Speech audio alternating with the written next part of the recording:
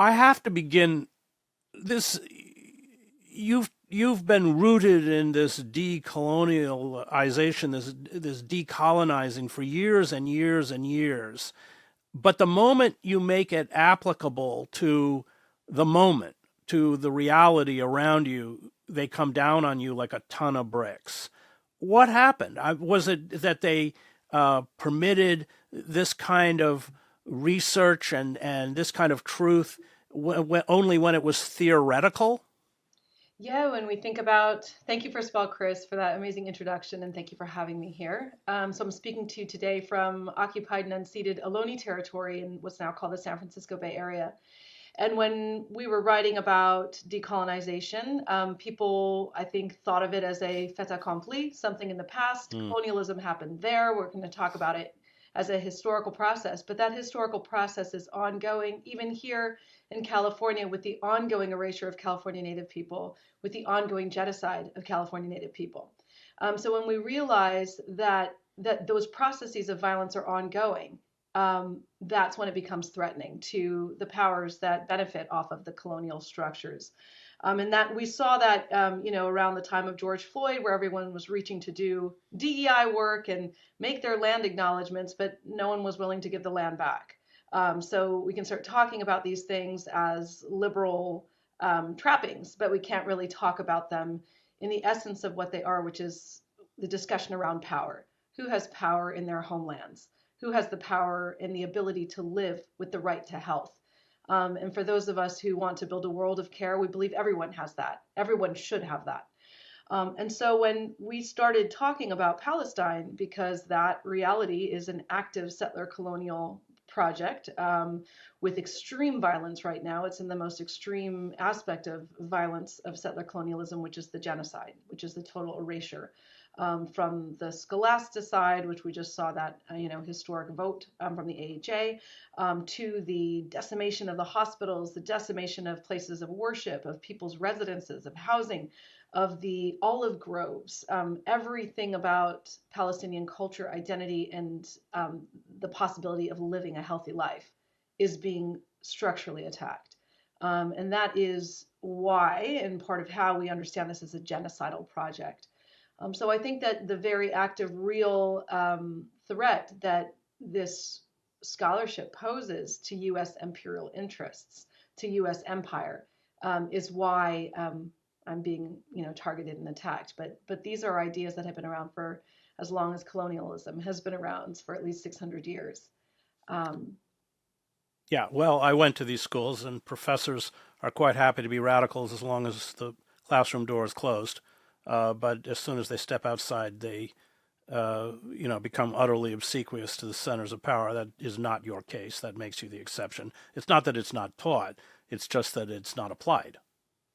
Yeah, and I think that's part of the challenge that UCSF, where I work, has had with me is that while I've been a physician and I love my work serving patients in my community, I've also been an activist. I've also been a world touring musician where I learned a lot firsthand about the intersections between health and society by taking my band on the road. And when you travel around the world with music, people bring you into their communities, they tell you their stories. And it was very apparent to me as I toured for 17 years, who was getting sick and how they were getting sick. And that really formed the basis of our understanding that came out in our book that Raj and I wrote, Inflamed, where we started to notice that there were dynamics of damage that were being created by social and environmental systems that have been created over the last 600 years to advance very specific agendas of concentrating wealth in very few hands and leaving the rest of the people, to serve the interests of those elite. And so right now is a moment where all of that is crumbling. And COVID was an important moment to start to show those things, corroding. And the movement for Black Lives and all the movements we've seen from the Black Panthers Party to the AIM movement and these movements around the world have been critical for raising our consciousness and raising our awareness. And now it's all hitting ahead as we're witnessing this targeted destruction of the Palestinian, the healthcare system in Gaza specifically, and the ripple effects that's having around the world. Let's talk about it. You've been on it from the beginning. Let's talk about what's happened to the healthcare system, and let's talk about the plight of medical people, people within the medical profession in Gaza, hundreds of whom have been detained.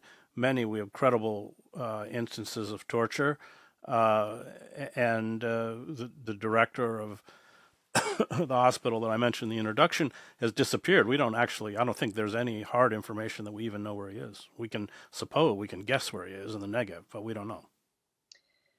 Yeah, so we're calling, healthcare workers around the world are calling for the immediate release of Dr. Hussam Abu Safia, as well as the other more than 400 healthcare workers who are being detained by Israel.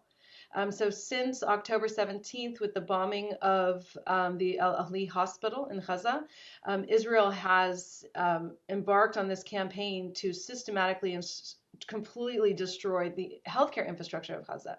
And this targeting and destruction of the healthcare system was called on by over 100 Israeli doctors who signed a letter to call for this destruction. This isn't the first time Israel has attacked Gaza's healthcare systems. So hospitals have been bombed by Israel for years and decades before that. But since October 2023, with the complete siege on Gaza, where the electricity, food, water, medicine was not allowed to come in, and then the targeting attacks on the hospitals, bombing the hospitals and destroying the infrastructure of the hospitals, the combined impact of that is to accelerate the annihilation of the Palestinian people.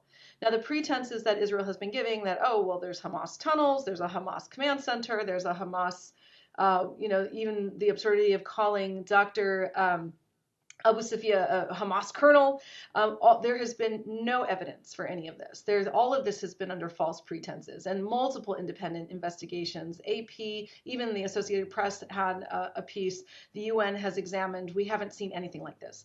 Doctors like Dr. Perlmutter, who went from the United States and came back, said no one saw a gun inside the hospital. No one saw any evidence of any military activity inside the hospital. What they saw were mass casualty events where over 80% of the people who were injured were children. What they saw, as the New York Times editorial piece revealed, was that children were being sniped in the head and in the chest. And I started receiving these reports as early as March of this year, as nurses were returning back from serving medical support in Gaza.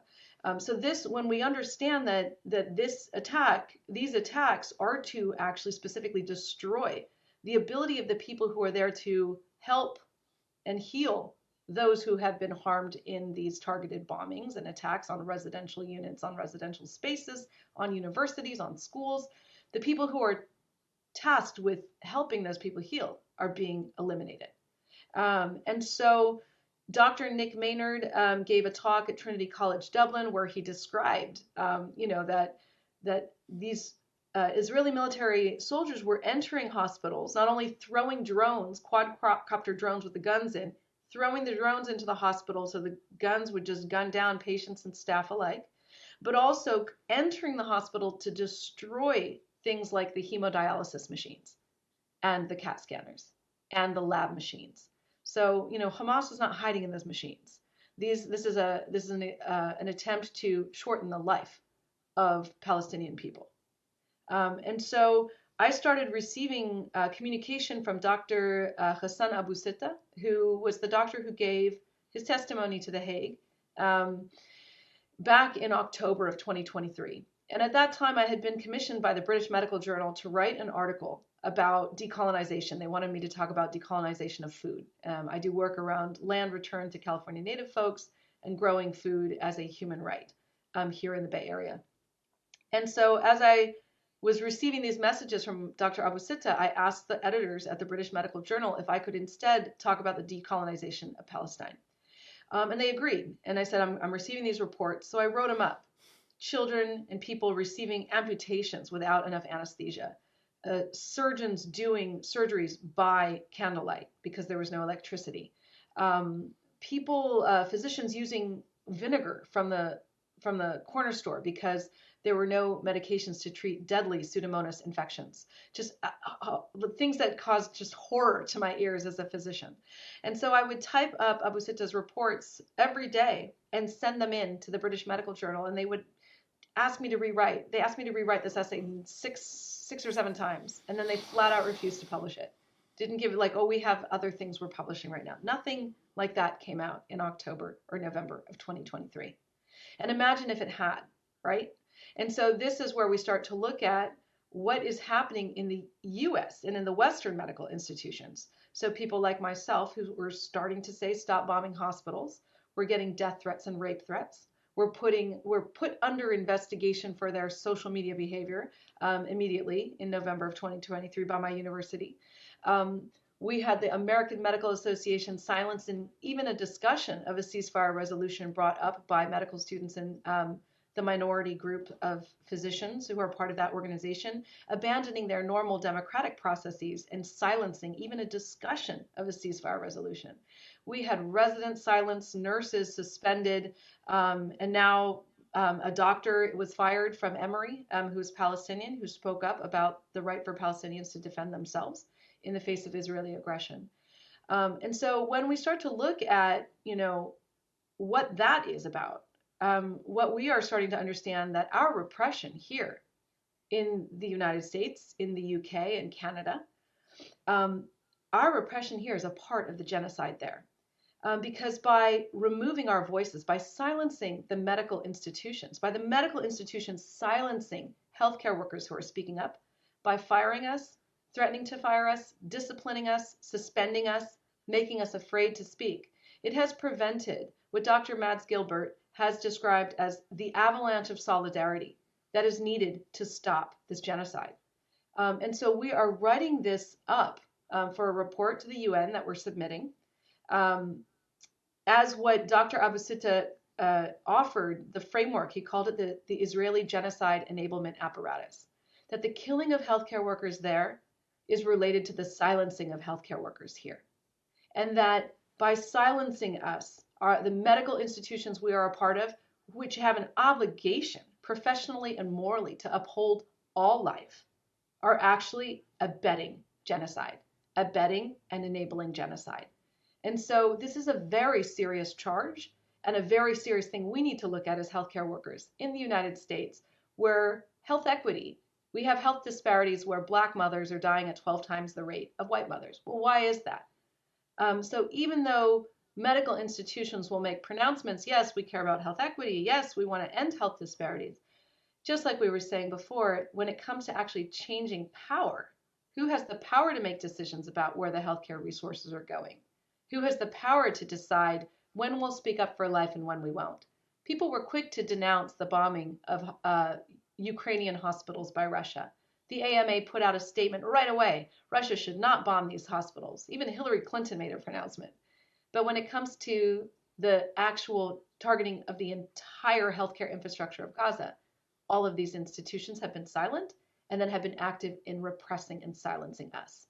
This is part of the deeply racist dynamics of the Western medical system and must be taken on by healthcare workers if we really care about providing the right of health for all.